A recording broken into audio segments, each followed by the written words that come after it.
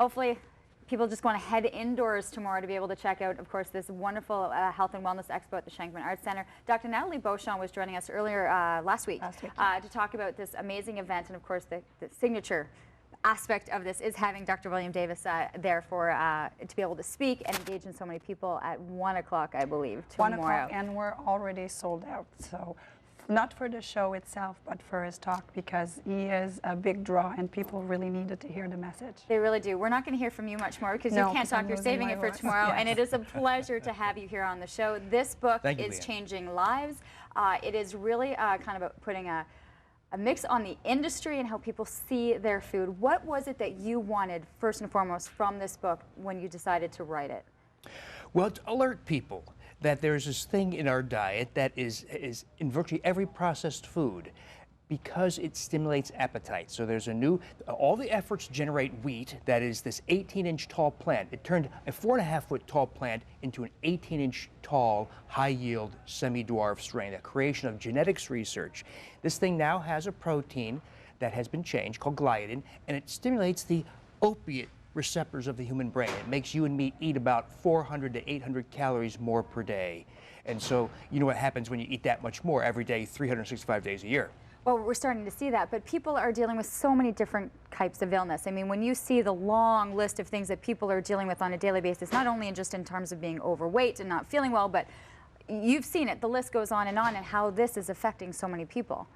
Exactly right. It's not only about weight. That's a big part of it, but it's all the other health effects. That's what took me by surprise when I asked my patients to remove wheat just because I wanted their blood sugar to be lower, and they'd come back 3 months later, 38 pounds lighter, with lower blood sugars, rheumatoid arthritis gone, acid reflux gone, the bowel urgency, often called irritable bowel syndrome, gone. People with ulcerative colitis, Crohn's disease had dramatic improvement, often outright cure, migraine headaches, PMS, on and on, psychiatric disorders, anxiety, depression. So people came back with incredible stories of health transformations that took me by surprise. At first I said to people, John, I have no idea why your rheumatoid arthritis is gone now.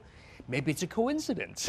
But after thousands and thousands of these sorts of experiences, it became clear. That's why I started asking questions. Why is this happening? Now, it's interesting. On Dr. Oz not long ago, you had actually this interesting woman. You know, I think it's an inspiring story, if you don't mind taking 30 seconds to go through it. Surely, and I brought a very interesting story onto the Dr. Oz show. And that was a woman who contacted me because she had done this for a year. She started because she could only walk a block before she became breathless and had joint pain. And her dad had just died of multiple amputations from diabetes, and she had just been diagnosed as a diabetic herself. So she knew something had to change. So she did this. She eliminated all modern wheat from her diet. Over a year's time, she lost 150 pounds and ran her first half marathon. And she was on the show, and she looks wonderful. So her life was transformed. Yes, it was about weight loss, but it was about transformation of so many other spheres of health.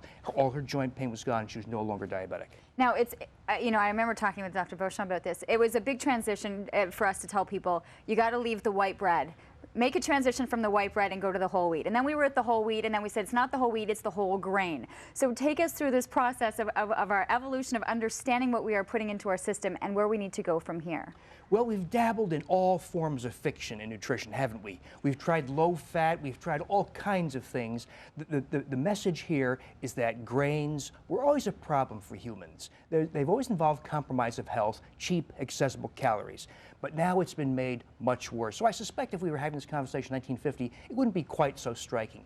In 2013, it's a big conversation because of what agribusiness and genetics research did to this plant. When you remove it, you find that all those other concerns you had about fat and saturated fat and cholesterol goes away. So you should be eating meats and eggs and cheese and vegetables and avocados and all, etc. All the good, real, single ingredient foods. Those things are good for you. Those are the good things for us, but we are finding with all of the different products that you are finding with this product that it is in almost everything that we are consuming. That's right.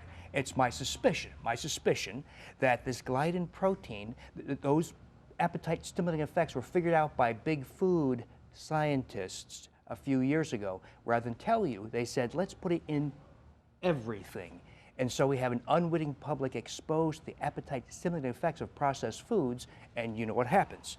And so part of this part of the quest to be wheat-free is to not eat processed foods that contain wheat, which is a long list. It is a long list. So what would you then suggest for people who are listening to this and saying, you know, and we haven't even brought up the whole gluten aspect of it, because this is just kind of embodies everything. What would be your biggest suggestions to the general public or those that are looking to improve their health on where to start? Because sometimes it can be overwhelming when you look at what lays ahead.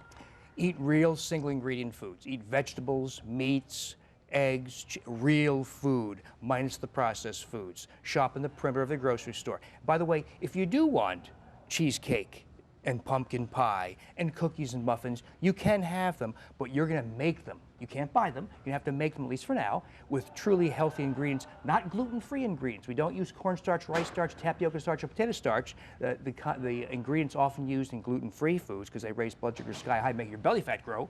We're gonna use things like almond meal and coconut flour, and you can make delicious gravy, pumpkin pie, and all those goodies. So we got to get cooking. We really do, and this is a lot of what you're going to be talking about tomorrow at the yes, I'll cover at the that too. expo. If you're going to cover it, I think it's sold out incredibly quickly because people actually want to hear and the suggestions, but a lot of that offered in the book. Yes. Yes. Mm-hmm. It's all in the book. Are you surprised? I use the word hype, and you said this isn't hype, but the attention that this book is getting. I knew this was going to be a big message. I didn't quite predict just how big it was. And it's not my good looks nor charm, Leanne, that are driving this message. It's the incredible daily success stories. Results, right. The results. The people who are coming to me and saying, the hundreds of people every day who are saying, I thought this was nuts, but I lost 73 pounds in the last 6 months. I'm no longer diabetic. My joints don't hurt. I sleep better. My depression is gone. On and on, over and over and over, every single day. Is when you have those results, when you have people, you know, the social networking of this and just the long list of people, the stories are quite inspiring. And so if any of this has triggered something within you, this is the book you want to be able to pick up, to read and to understand what it is that you are doing to your system. It is a pleasure to meet you. Thank you so much. Enjoy the expo. Of course, there's still people, I know your talk is sold out. 112 exhibitors that are going to be ready to have fun with and teach and educate the public. Wonderful Health Expo going on at the Shankman Arts Center tomorrow. If you have the opportunity, stop in. It's going to be a wonderful day. Thank you so much, and congratulations once again on the success. Thank you, Lee.